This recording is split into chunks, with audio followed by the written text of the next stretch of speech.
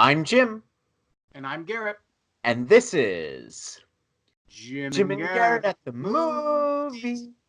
Hello, everybody. Welcome to this episode of Jim and Garrett at the movies. Tonight, we will be reviewing the latest Edward Norton Oscar bait, Motherless Brooklyn, and we'll also be discussing LA Confidential in our movie club entry. So let's start with Motherless Brooklyn. This is a 1950s New York crime caper, I suppose, about a private detective who has Tourette's syndrome, played by Edward Norton. He uncovers a plot after the murder of his mentor.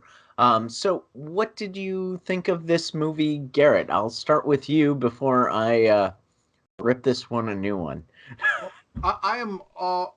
I'm a big fan of detective stories and noir stories, and there are certain sort of elements that have to be balanced, and it's a difficult thing to do because if you lean too much on them, you fall into cliche, and if you lean too far away from them, then you steer away from the beats and the rhythms and the clues that make it an engaging story in the first place. And I think that Motherless Brooklyn did a decent job of trying to strike that balance. I think it has a good first act, a solid third act. It's a bit of a second act lull. I feel that there was opportunities that were missed to have some of the mystery elements seeded and plotted and set up more, which would have heightened the tension and the intrigue. But there is a nice, I think, political allegory for our own day going on regarding race issues and politics. And Alec Baldwin, I think, absolutely crushes it in the character of Moses, right? Moses Yeah, Randolph, Smoke. who is a sort of a pretty clear pastiche for Robert Moses, who was a real figure in New York City in the 1950s, who did a lot to transform the city for both good and ill. And so there was this nice little sort of historical twist, nice little sort of racial metaphor, a solid but not spectacular gumshoe mystery story in there. So overall, I was pleased with the film, but I take it you were not. So tell me what flaws in the ointment did I not see? Okay, so first, I'll tell our viewers the thing that you and I know, and that is that I was in a private screening, apparently. That was nobody else was in the theater, so that meant that I could use my cell phone during the film without any sort of worry about bothering other people. And so I texted you, hypothetically, if I were to be watching Motherless Brooklyn right now, 30 minutes in, and I already have the solve to all of the mysteries, would you want me to text the answer now as proof? And sure enough, I did. Sure enough, you accepted my spoilers, and I was 2 out of 3 correct. So the mystery by itself was not. I mean, it totally didn't work for me. There were so many clues that were basically telegraphed, and I had no trouble solving the mystery from the beginning.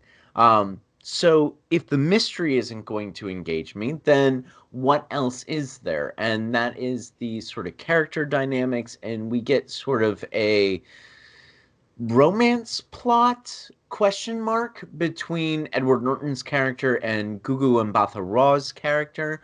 That was relatively inconsequential, and I would say basically based upon there's a moment in which Edward Norton reveals a thing to her, a deception that she takes totally in stride, and that was a source, I thought, for some conflict between these characters, and a way to sort of dig deep into what highlighted and what motivated these characters being together, and that was totally pushed aside.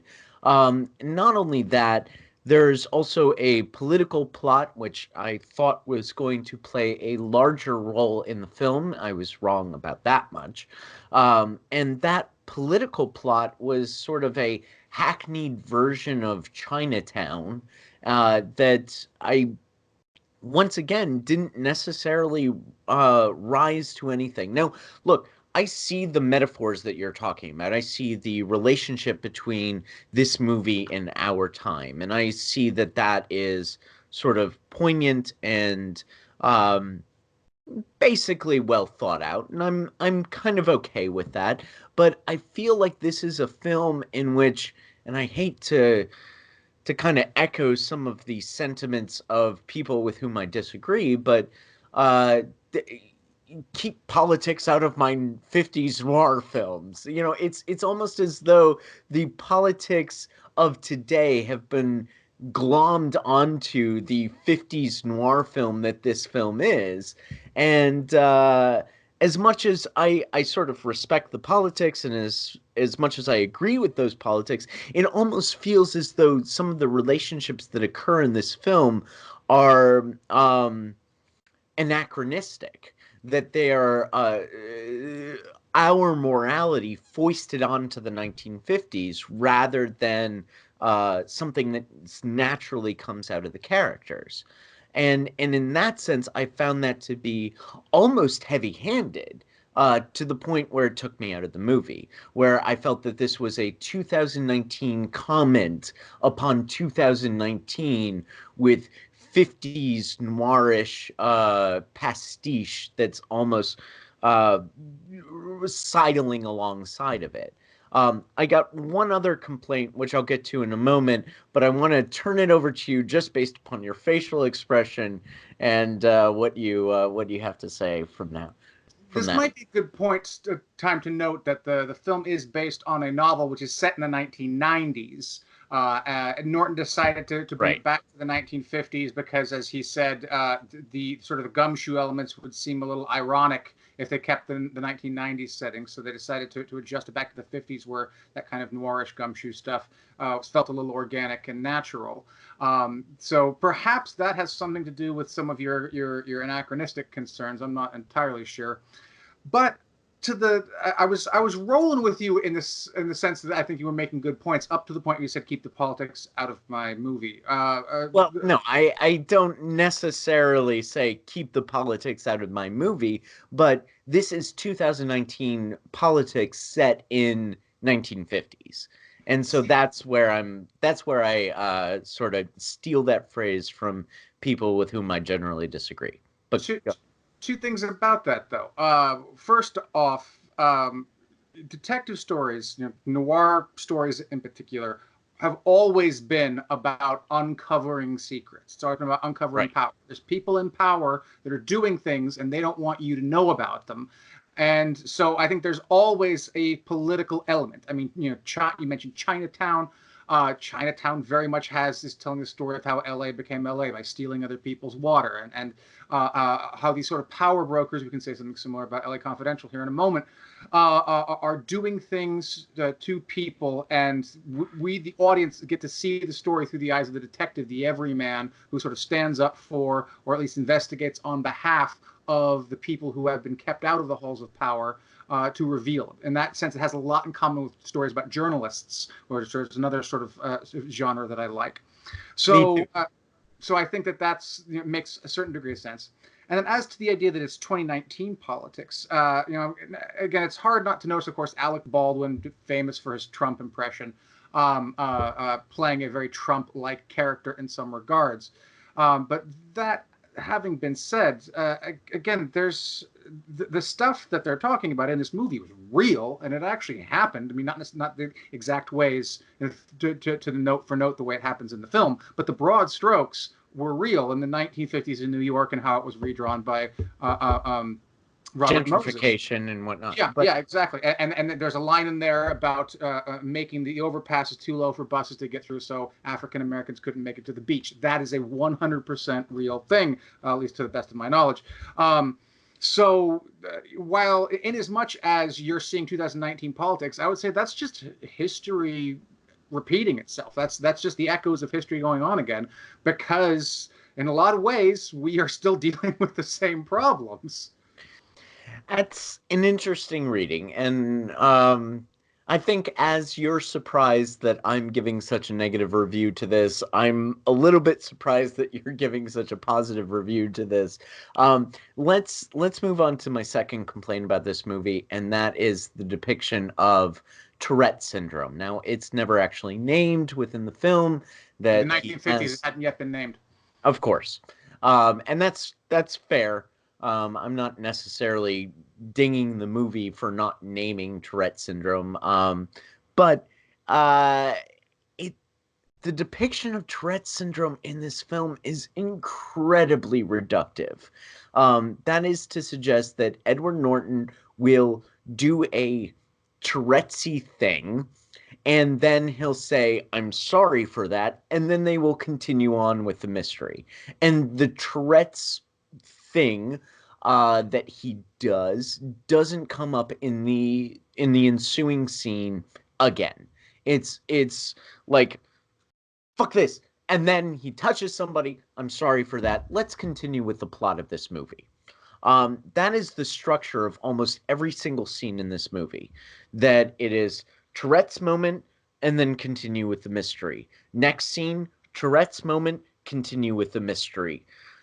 Tourette's moment, continue with the mystery. It became a pattern to the degree to which I could almost predict that we wouldn't see a Tourettesy thing, quote unquote, that occurs in the scene after the initial one. Now we have some very few exceptions to this, and that is the scene in the jazz nightclub in which he endears himself to a particular character, and then that particular character later becomes the Deus ex machina of all Deus ex machinas. But that's sort of spoilerly, so we won't get into that specific scene. But what say you to the reductive depiction of Tourette's within this film? I certainly cannot claim any expertise on Tourette syndrome or obsessive compulsive disorder. I think actually the touching actually is OCD, I believe, OCD, yeah. not Tourette's. My knowledge of it is very, very limited, and I feel a little nervous commenting on it in that regard. But my impression, which again I could be mistaken about this, but my impression is that there are at least aspects of it that the film handles quite right. So, for example, they say early on if he fights it, it just ends up sort of compounding and getting worse. Sure. So giving into the impulse, blowing off steam, as it were, is the thing that is best for moving on. So in that respect, again, it strikes me as relatively plausible that that's exactly how these exchanges would go on. He would have an outburst, apologize, but that would again sort of let the steam off, and then as he gets more invested in the conversation, the pressure, as it were, doesn't quite build up because he's directing his mental energies into the conversation and the mystery. So, I mean, you call it reductive. I mean, I don't know. I would be very interested in hearing how people who actually have Tourette's syndrome view this depiction, if they feel that they've been presented fairly or not.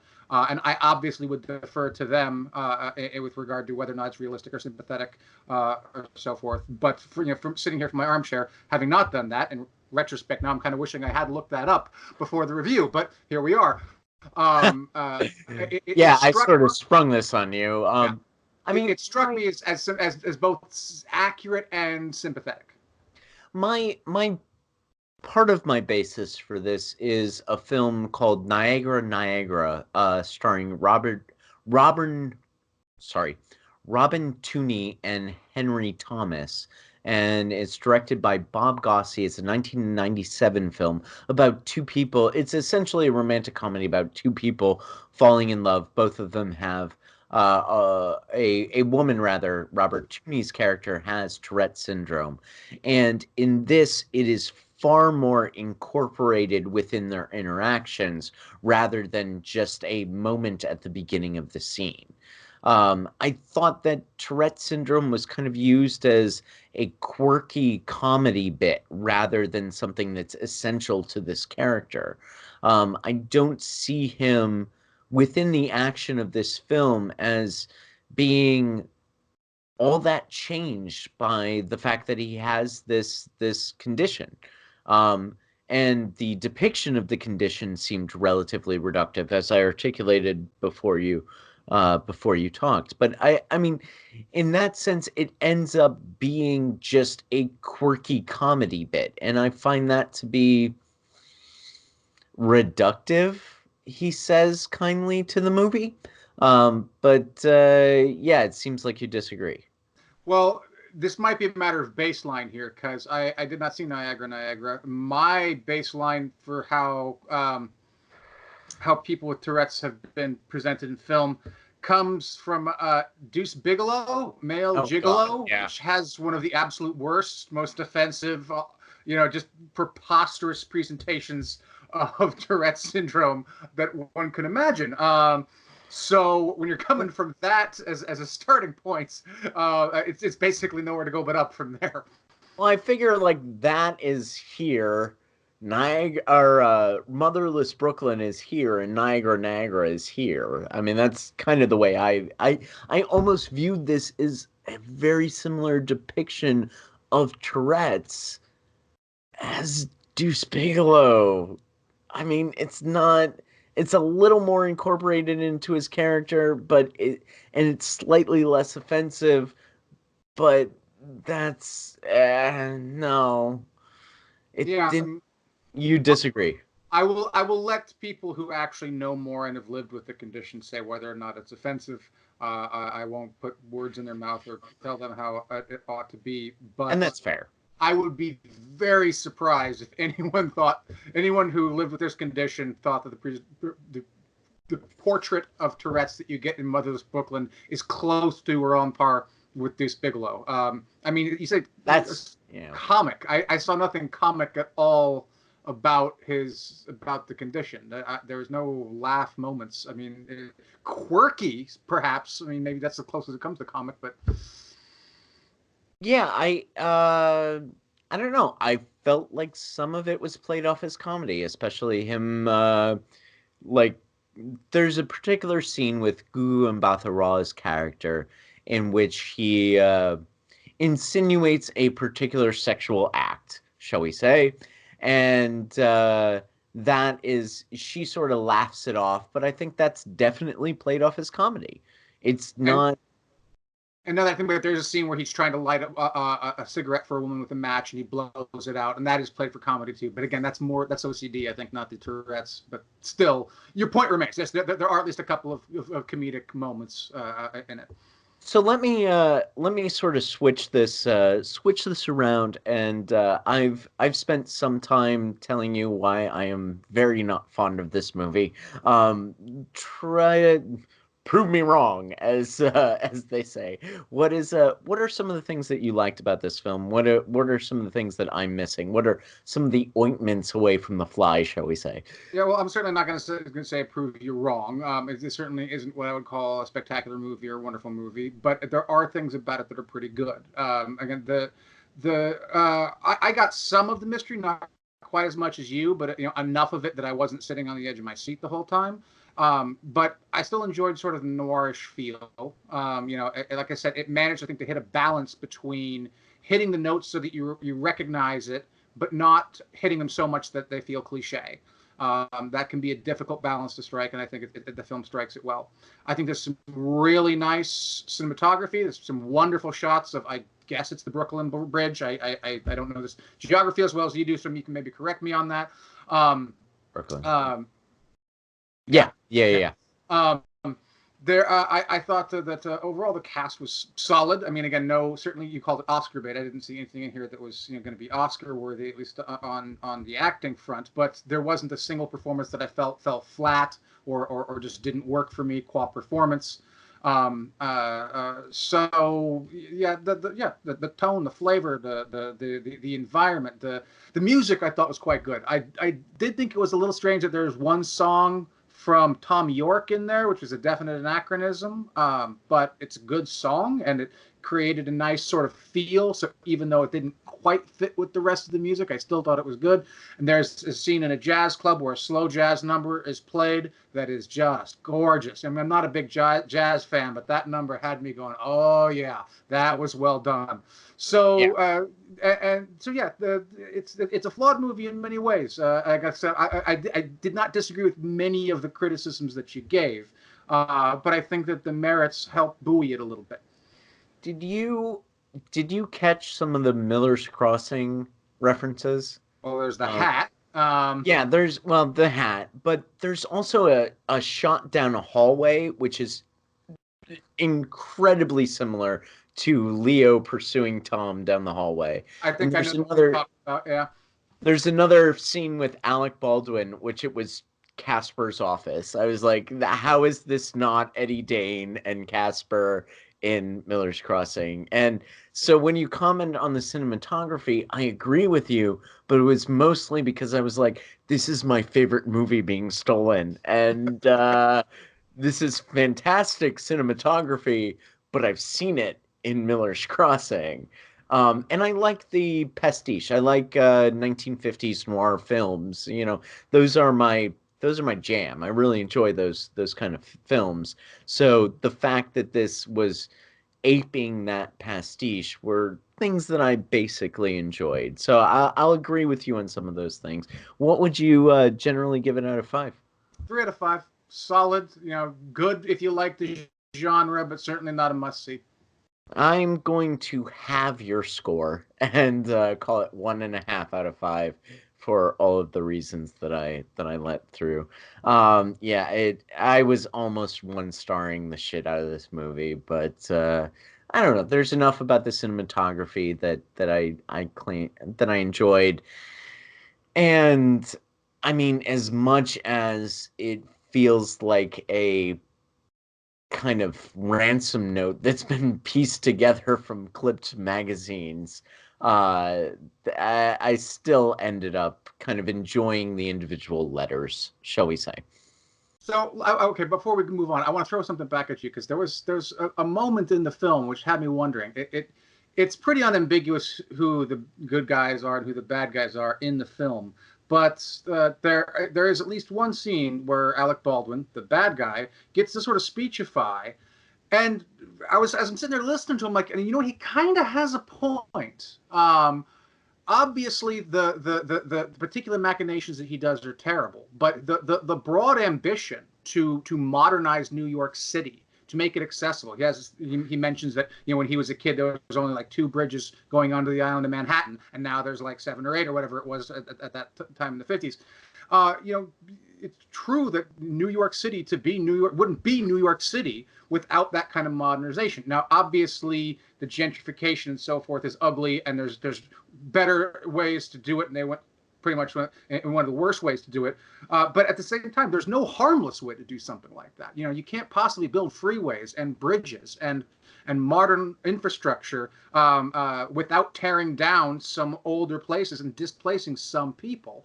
And there's, I think, a genuine sort of problem about how you balance the need to modernize a city with the need to treat with respect the people who are living in that community and have for however many decades out of mind. Yeah, I mean, I feel like there's an argument to be made for the Alec Baldwin character. I just don't think it's made in this movie. It I certainly don't isn't think. made it isn't an overarching theme. It isn't something you come back to, but he has a sequence in which he's having a conversation, in which he makes his case.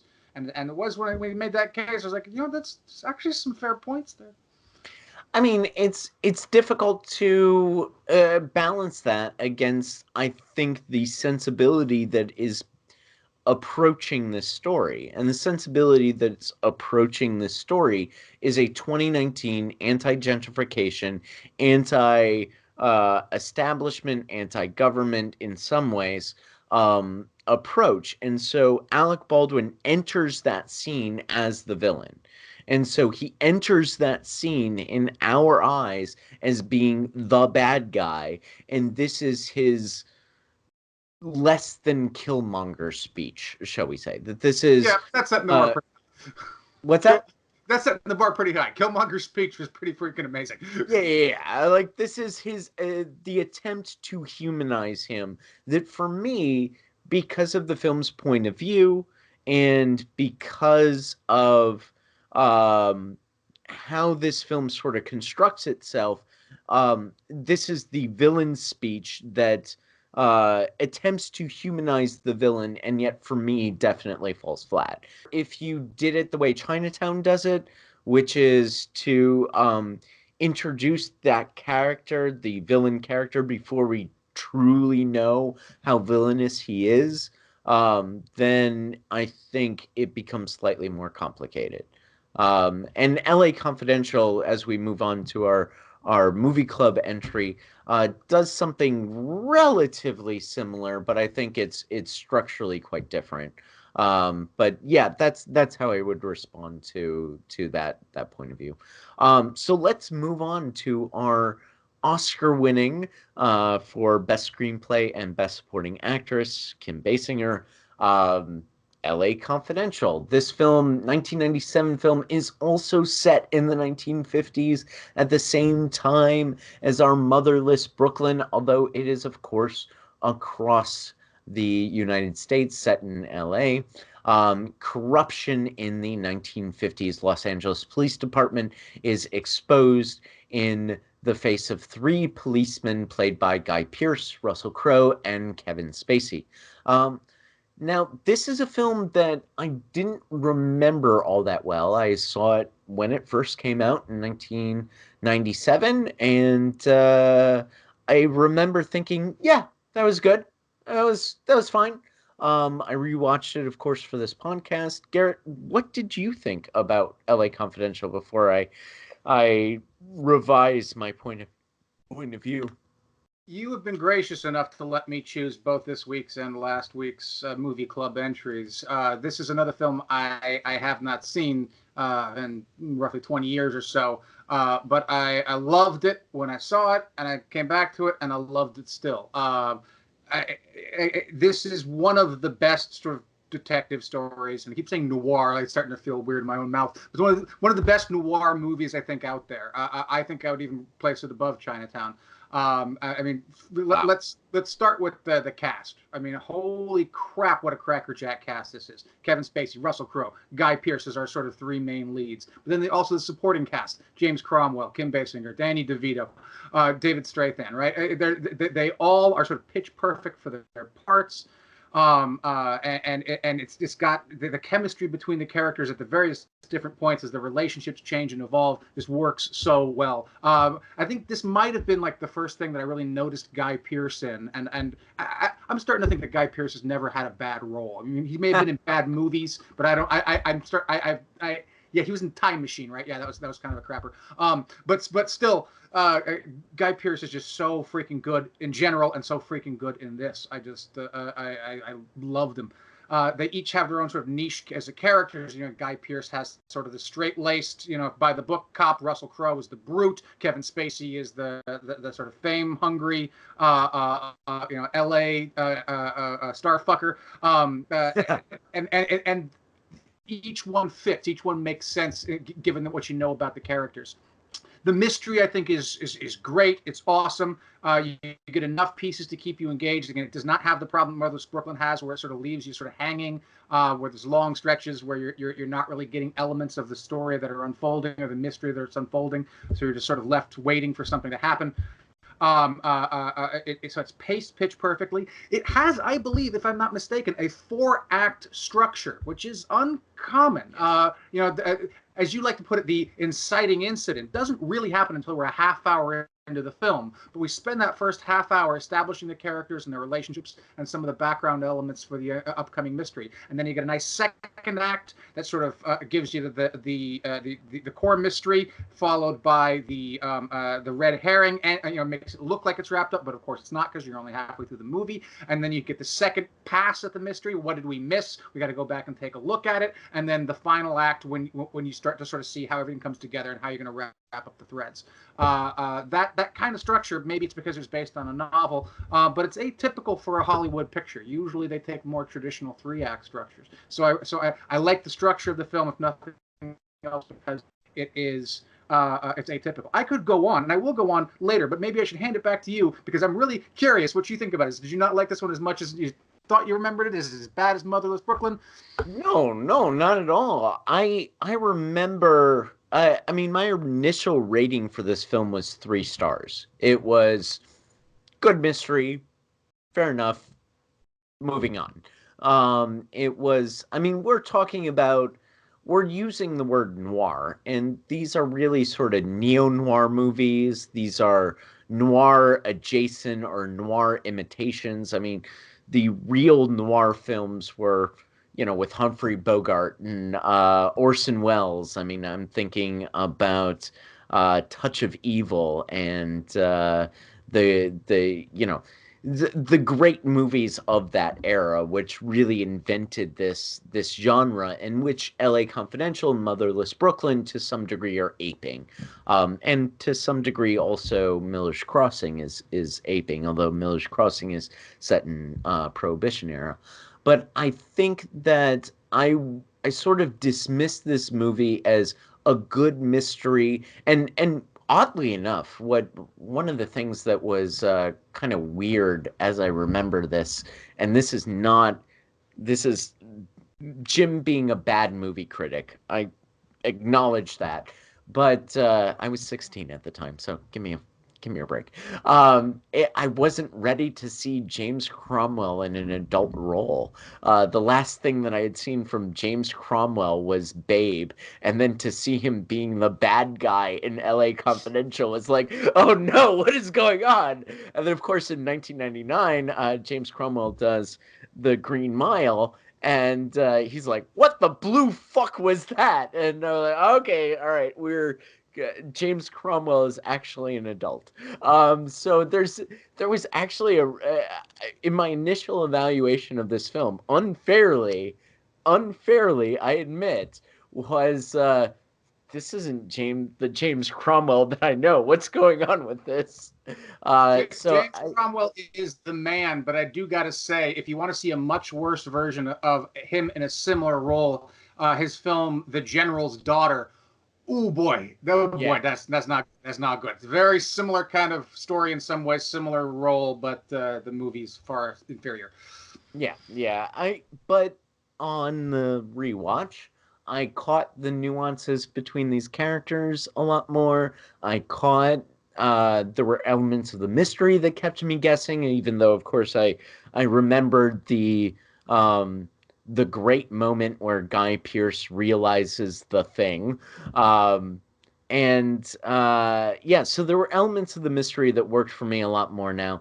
And really what sets, I think, Chinatown apart from LA Confidential is the ways in which this mystery and this uncovering exposes a grander theme. For me, Motherless Brooklyn seemed ham-handed and kind of glommed on. In LA Confidential and Chinatown, I think that theme, that larger sort of power structure, worked a lot better on the second go around. Now, I still think there are flaws with the film. I think that as much as you talk about the 4X structure and how that works for you, that 4X structure for me is somewhat jarring.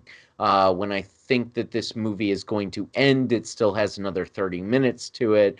And there's moments in which I think Curtis Hanson could have cut parts of this movie out. I think it feels its length for me a little bit. So it actually increased a full star on the rewatch. Now I'm giving it 4 stars as opposed to 3. But that was because when I first saw it, I probably didn't appreciate the nuances of the film that I appreciated on the second rewatch. So when you say the moment where Guy Pearce realizes the thing, I assume you're talking about Rollo Tomasi. Yes, I am. Yeah. See, now again, I want to praise this because from a writing, acting, and directing point of view, I think that is so well done.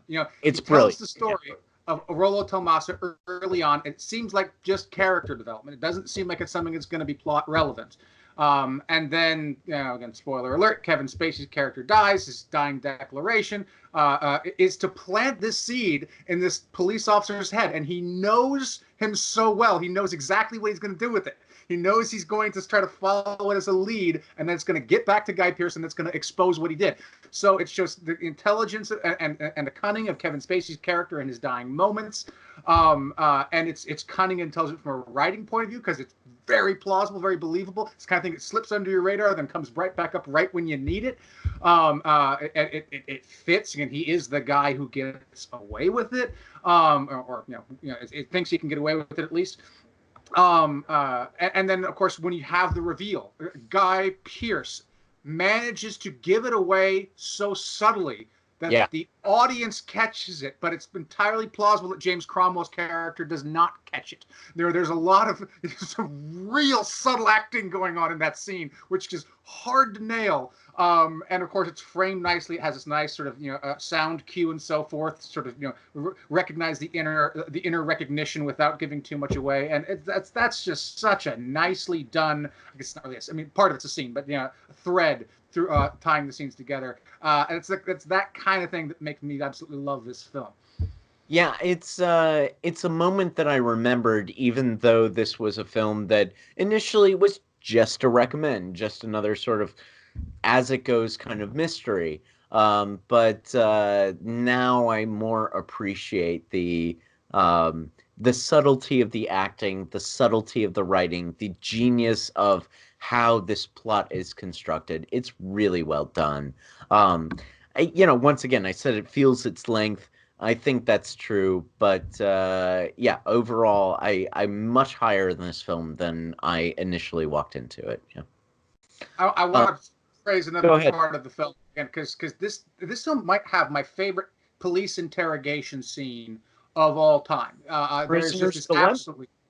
Yeah. I mean, well, that too. Yeah, but I mean, even the game theory wasn't what caught me about it, right? Again, it was the writing of it, the way it's paced. He's jumping back and forth between them. He's intelligently using the microphones to manipulate them. The acting from the supporting cast, actors whose names I didn't even catch, so good. Almost sort of even more central than the main characters in that sequence.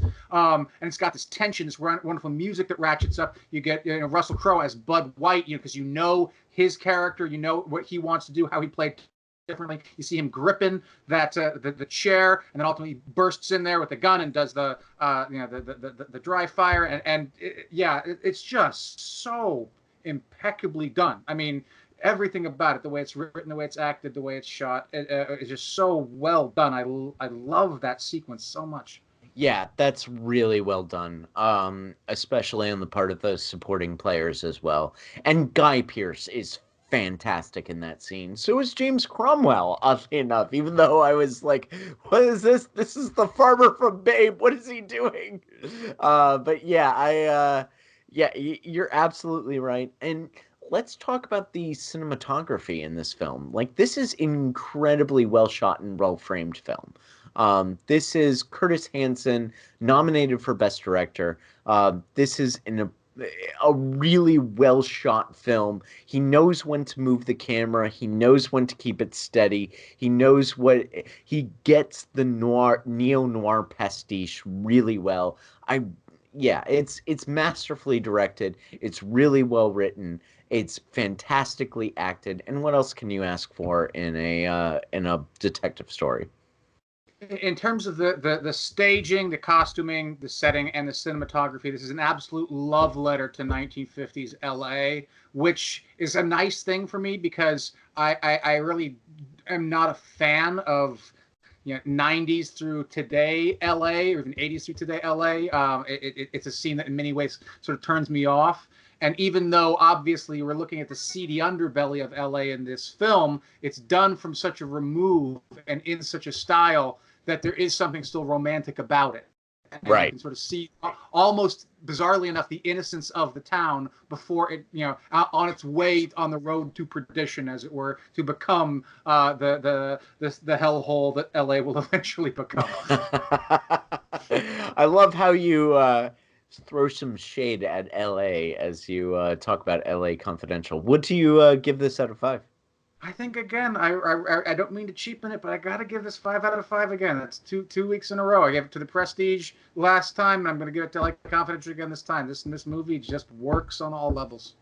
Well, we'll see what you give the next week's entries. We are doing 2 reviews next week, 2 original films. We're not going to do any movie club entries.